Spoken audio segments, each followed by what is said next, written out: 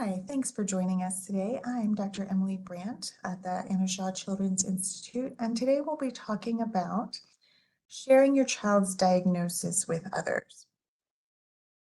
This can be a challenging topic for a lot of families. They tell me that there are a lot of things that they're thinking about when they're considering sharing the diagnosis. For one thing, they have a lot of emotions that are close to the surface when they're thinking about it, and they worry about those emotions showing up during the conversation.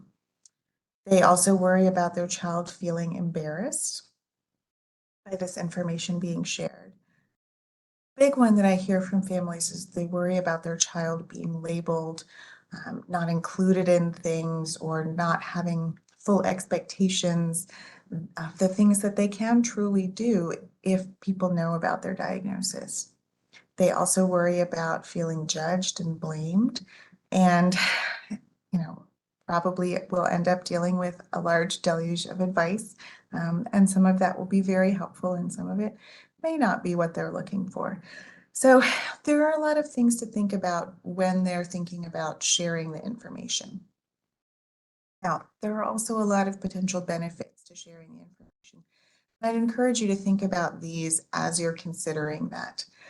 One is just the idea that the more people are aware of your child's needs, often the more willing they are to help. It can also really help avoid unrealistic expectations, a behavior that they can't help or that really isn't bad, but it might get labeled as bad because people aren't expecting it in that environment. And so helping them realize what to expect can really avoid some of those challenges.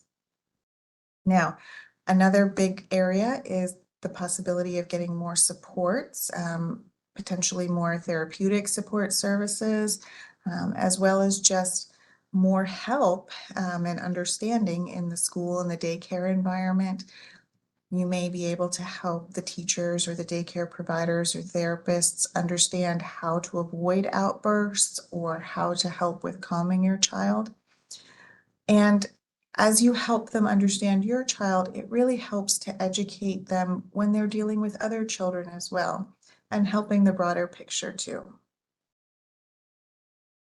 Now, we have to think about who you want to share this information with, and this will really be a stepwise process as you feel more comfortable.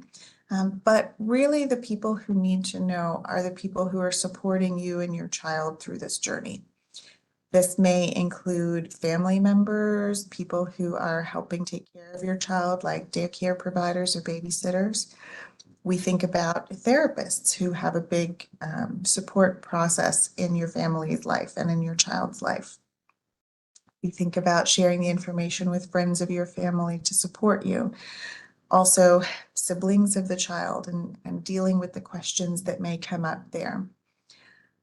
Expanding that further to teachers and classmates is another potentially helpful area, as well as even thinking about sharing the information with parents of your child's friends. That way, if you have to step away and your child is playing with them, they know how to help in those situations. So really the goal is thinking about who you would have supporting your child and providing more understanding to them so your child can have more opportunities and supports in those settings. Now, extended family can be a very supportive group, and it can be a tricky one to talk about with things like this. Families tell me that it can be hard because they hear some denial from extended family members. They may not understand the diagnosis or not have been exposed to it before. They may hear statements like, well, they'll just grow out of it, and many other things as well. Now, we certainly hope that they will grow out of a lot of the symptoms, and we expect kids to mature and learn new skills over time. But that doesn't mean we don't want to help in the moment. And so you can find different supports. I've shown you there on the screen a couple of different options that have guides for grandparents. There are a lot of great websites out there that talk about sharing information and have ways to talk about it specifically with different individuals. So CHAD, Autism Speaks, Understood.org, all great resources for explaining different types of support that might be. And talking with your family members about the benefits of early intervention. I like to think about the diagnosis as helping us know how to help. It helps us focus on the areas that are a challenge and support the areas that your child is really good at so that we can know what areas to build up. Siblings can be a challenge with this kind of information as well, and they often have a wide variety of emotions that they're feeling all at the same time. They may feel protective when your child is around peers. They may also feel embarrassed sometimes with some of the behaviors that they see. I often hear from families that their child may be mad about what they think are unfair responses to behavior for them compared to your other children.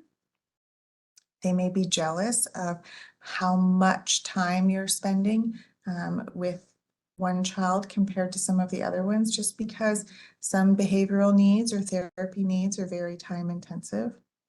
They may also be curious, what are the signs? Who else do I know that might have something like this? Some children will even express that they're worried that they may catch it, and you need to help reassure them and help them understand that. And then they may simply be unsure, they want to help, but they don't quite know what to do. And so this complicated mix of feelings is really why we want to help address it with siblings.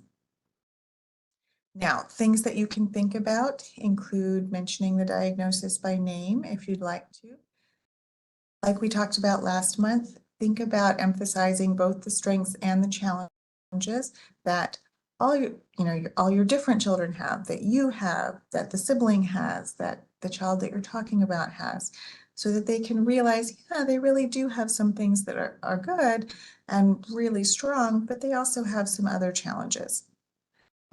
It's important to discuss that it may be harder for them to learn some things, and that's why you need to spend more time, or why the response to a certain behavior may seem different from one child to another. And then help them think about specific ways that they can help. If there's a situation that comes up, when do they come and get you? What are some ways that they can help calm down or help communicate? They may be doing those things already on their own, but it's nice to talk through different strategies with them as well and help them feel like they're really part of the team. Talking to school staff can be very important. Helping, again, the people who are teaching your child understand how your child thinks and communicates and learns can really help your child's teacher be more effective. Now, it can range from a lot of different things. Just because you're telling them about a diagnosis that you've gotten doesn't necessarily mean that they're going to make major changes. If your child is doing well, they may not really need any additional supports. And then it's just for the teacher's information to say, okay, well, if something arises, I know this and I know how to help. They may be able to encourage more peer interactions, knowing again what your child's interests are or what challenges they have. They may escalate to other supports. They may have something called a 504 plan that can actually be a list of helpful strategies in case concerns suddenly come up. Or your child may even qualify for an IEP or an individualized education plan that may provide extra therapy and focused learning goals to help. So again, remember, the supports that they'll get in school are really based on their needs, not just on a diagnosis.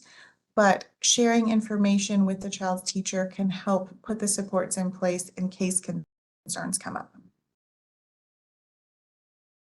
Now, classmates are another interesting group that can be really helpful to share information with. Of course, with older children, you'll want to talk to them and see how they feel about that. And next month, we'll have a presentation with Dr. Evan Anderson, one of our psychologists, on ways that you might be able to help with that.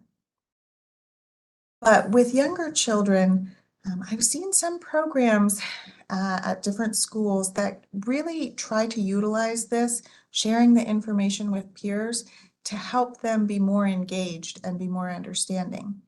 So often when they've done it in the past, they'll do it perhaps when your child is out for the day. And you can help the teacher prepare something to share. For instance, sharing what your child is really good at, what they really enjoy, as well as some of the challenges they have.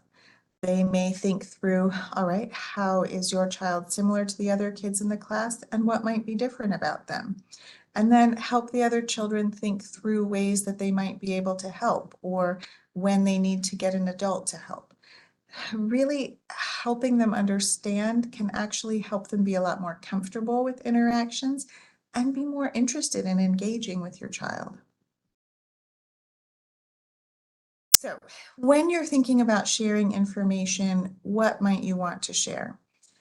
There's a great book that I have listed there on the bottom called Talking with Your Child About Their Autism Diagnosis that we can adapt to children with lots of different diagnoses. So important things that you may think about sharing would include your child's likes and dislikes, what helps them be soothed versus what makes them more uncomfortable. Again, we want to talk about the positives, like what special interest your child has that people might enjoy talking with them about. It's also important to share how your child communicates. Do they use signs? Do they use pictures? Do they pull you by the hand? As well as the best ways to communicate with your child. You know, some children do best with single-step commands and only telling them one thing to do at a time rather than giving a list of things. Or they may need signs again or pictures to help them understand what they're needing to do. It's also helpful to share, what's worked well for previous teachers and therapists, and then their new teachers and therapists can really use that information as a guide. Again, talking about skills and strengths, talking about struggles and challenges, talking about their sensory preferences, and what things might trigger them to feel distressed or uncomfortable, as well as some of the subtle signs of them starting to be stressed that you know about. Because if other people are aware of those, then they may be able to help intervene and settle the situation before it becomes a meltdown. Now, it's always important to practice thinking through what you'll say and how you'll share this information. So I'd recommend putting down some ideas describing your child, like we talked about on that last page, and thinking about how you could present it to some of these individuals, and then practice on someone close to you that you trust, just to kind of get your words thought through and saying the important things that you really want to share. So there's a lot of different resources out there. I showed you some of those websites, and here they are again. There are some videos that you can use to help share with siblings. There are different guides through about ADHD, about learning differences on understood.org, about speech and hearing differences with ASHA. There are a lot of great support services out there that have guides that you can already use to help share this information. And that is a big sort of worry off your back that you're giving them well-respected information that they can look at.